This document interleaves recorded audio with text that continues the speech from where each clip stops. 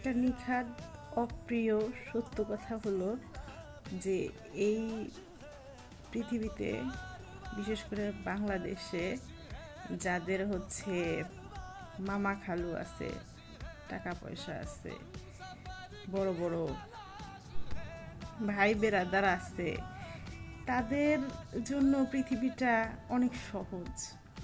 তারা পড়াশোনা করলেও দেখবেন পড়াশোনা শেষ হওয়ার আগেই চাকরি পেয়ে যায়।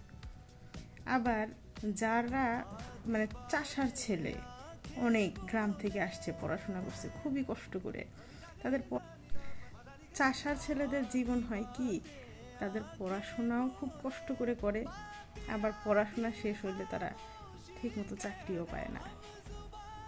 ওই বিসিএস, তারপরে সরকারি চাকরি, এগুলোর জন্য পড়তে পড়তে তাদের অবস্থা খারাপ।